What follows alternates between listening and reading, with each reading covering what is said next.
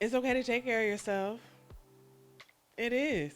31 days of lessons that I learned in the last 2 years. This is lesson three. It's okay to take care of yourself. I know this may sound elementary. Like, girl, you should have knew this already. It's okay. You know what? In my defense, I didn't, but it's fine. It's fine. Better late than never, right? Mm-hmm. Yeah. I when I grew up, I was the one that took care of everybody. I made sure everybody else was good, everybody else was protected. Okay. Um, Everybody else had what they needed. School wise, food wise, whatever. I think that came from being in charge of the youth department at my dad's church because at one point we had a lot of kids and uh, I was a teenager, like literally 18, 19, 16, 17, doing everything for the youth department.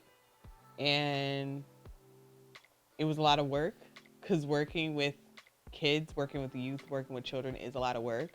And you really have to love kids to do that type of work, working with kids in general, because it's so much work.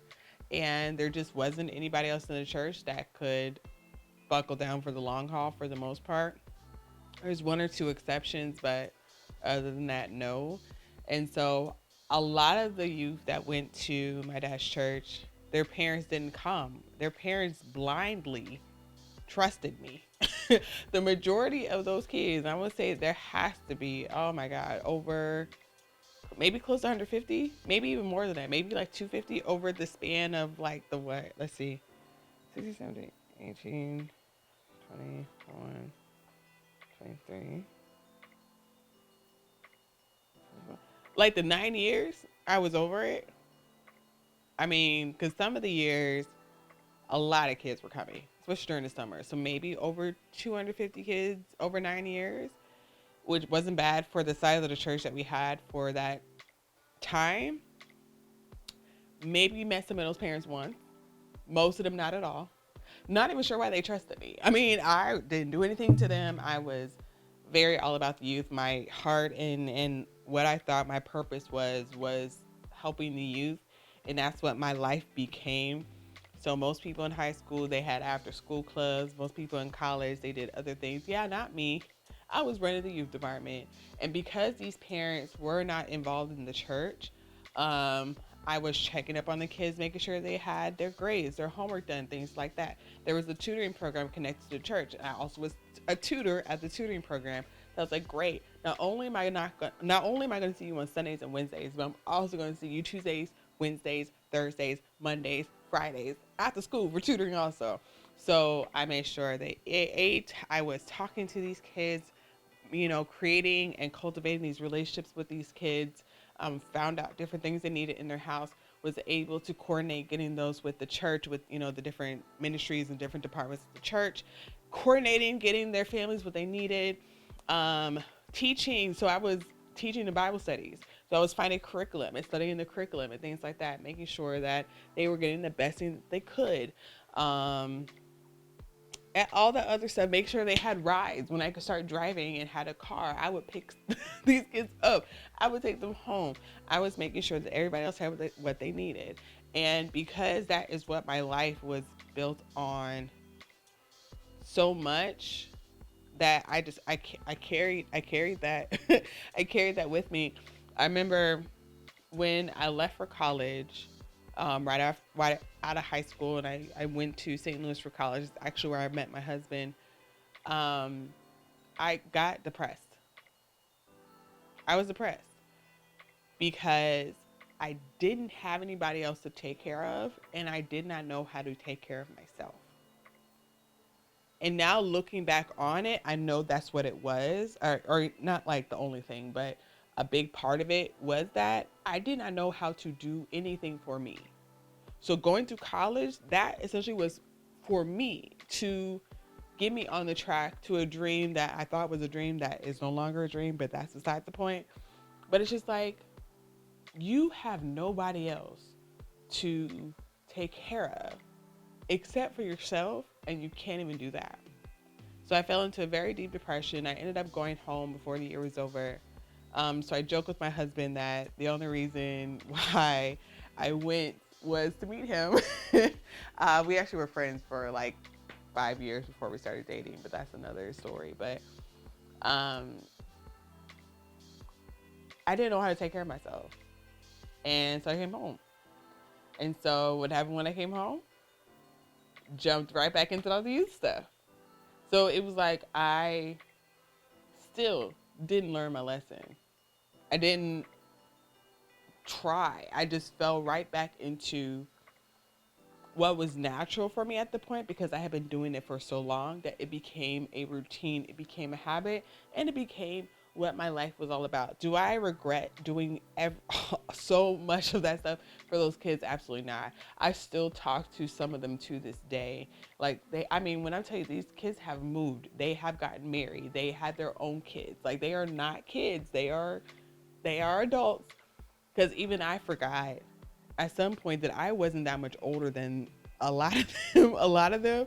So we might not be in the same age gap, but I wasn't that much older than them. So I've had some reach out to me on Facebook, on Instagram, seen some randomly in the stores and the malls and all the other stuff, and they always remember me. And I'm not gonna lie to you, that feels good. It feels good to have made such an impact on somebody that after all these years, after not seeing them for all these years, they still recognize you, will still run up to you and give you a hug. Okay, so if any one of my if any one of my babies, which I call them my babies, see this, I am not mad at you. I do not regret anything that I did for you at all. What I do regret is not taking the time to learn how to take care of myself. Because for some reason, I could not transfer the skills of being able to get everybody else what they needed. I could not transfer that over to helping myself for some reason. And so I just didn't. So depression came, um, anxiety came. I battled suicide for a while. Because you can't go 2 decades without taking care of yourself and you not deteriorate. Like that's impossible, right? So I had to learn how to take care of myself. And I did it very, very little things at first, right? Because I was just trying it out, seeing what it was. Because that's the other thing. Outside of the things I did for the kids at the church, I didn't know what I liked to do. I that was my life. So I started figuring out what I liked and what I needed to do to take care of myself, to make sure that I am in the best shape that I can be. Because if I am not, I cannot take care of anybody else. And I think the deterioration of me, even physically and mentally and emotionally, really happened a long time ago. I was just ignoring it, packing it down, pushing it down, because I was like, I got to make sure these kids are good. And I was using that as my motivation. I tried to retire from being a youth leader so many times because I knew that I was not going to fully get better and fully learn how to take care of myself if I was still in that position that I leaned so heavily on. And I wasn't allowed to for a long time, but I eventually got out and was able really to start taking care of myself. And the self-care journey, I know that's it's like a fad now, but it really is a journey, especially for somebody like me who did not know what that consisted of for me. Um, and what's crazy is that I was able to permanently get out of that position. I'm making it sound horrible, and I promise my babies, if any of them ever watch this, I absolutely love them to death, and I still love them to this day. I do not regret anything that I did for them, but I did try to leave a couple of times, and it just didn't work, because again, like I said, I don't know if this video or another video, I said nobody wanted to take over the youth, because there's just a lot of them, and it really is a lot working with the youth. And so every time I tried to leave, nobody would take over the youth department. Then I would feel guilty and whatever, whatever. It wasn't until I got pregnant with my oldest son that I was able to stop being the head youth leader. And that has its own implications in it because um, even though it was with my husband and we were not married at the time, we did get married a year later. We had been together for a year. Um, but I got pregnant and it was out of wedlock, and that's like a cardinal sin in the church. So, but it was my way out. And I always say my oldest son saved me, and he really did from a lot of things. He really did. But getting pregnant with him was like, that was when I would help here and there. I might teach the choir, a couple times. I still kind of did that a little bit here and there. But as far as like being in charge of everything, being the head youth leader, coming up with everything, the trips, the schooling, like all that stuff.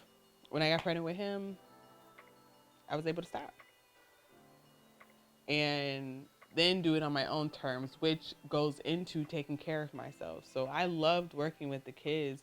I loved the kids, but at that point I was no longer in love with it. But once I started taking care of myself and doing the things that made me happy, I did realize that working with the kids makes me happy. So I believe I just did the kids choir for a while, I think, after I had my son. But I had to learn how to take care of myself, learn the things that I needed to do to take care of myself. And that was the journey in and of itself. And I think I am still learning that. I'm pretty good now at saying, okay, I need to do something. Sometimes I'm not always sure what it is I need to do, but I always start with the things that I know are good for me, like me personally, and then go from there.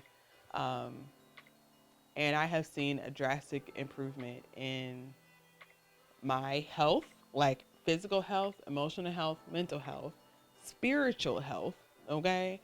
But also in the way I'm able to function and move and grow the relationship that I have with my now two children and my husband and my friends. Oh my gosh, my relationship with my husband has changed because I've been able to be so much more open with him and been able to verbalize what it is that I actually need because I didn't know. We've been together for a very long time. And for a very long time, I was just trying to figure out life and survive, okay? But knowing what I need to do to take care of myself helps me to be a better wife. And it helps me to be a better mother, too. Because I'm able to be like, okay, I need this, this, and this. You need this, this, and this from me. So let me go ahead and get myself together so that I can be the supportive, nurturing mother that I want to be and that you deserve. So when you take care of yourself, everything else really, really improves. I mean, even down to the products that I was taking, the client products that I was taking. I'd be like, no, I'm not going to do that because that is going to stress me out. That is not going to be good for me. Not saying that I turned down every product that's going to stress me out because there are, okay, there are things that are going to frustrate me. There are things going to stress me out, but there's different levels of things, right? So it's just like some things that I knew were not going to be good for me. And I'm like, I'm not going to sacrifice myself for this when I know it's just going to end up bad for me. And then also sacrifice my reputation, right? And also what that does is it created this own reputation. Like I guess this is part one of the things that cultivated one of my reputations where I have people that come to me that are just like, I would have came to you sooner, but I knew I had to have my stuff straight. I knew I had to have my stuff right. And it's not like I'm like mean about things, but it's just like, no, we're going to do this much work. You need to come correct. And, and that really is self-care for me because I love what I do. And there was a point where I was just letting anything happen and not taking care of what I need to take care of for myself. And I was falling out of love with the thing that I love to do. And so setting boundaries, which I talk about in another video, and taking care of myself really helped me in my work life too. Because I was able to identify different things. And if it was something I had to go through, I was like, okay, so I got to go through this crappy situation. Let me go ahead and do A, B, C, and D and have E, F, G, and H on hand so that when the days get hard, when I'm going through this thing, that I will still be okay for the next day. So you got to take care of yourself. Because, I mean, you have people that, let me speak for me. I have people that love me. I know my husband loves me. I know he wants to help me a lot. He tells me this a lot. Um, I have friends that I know love me and that want to help me. But if I don't help myself, they can't help me.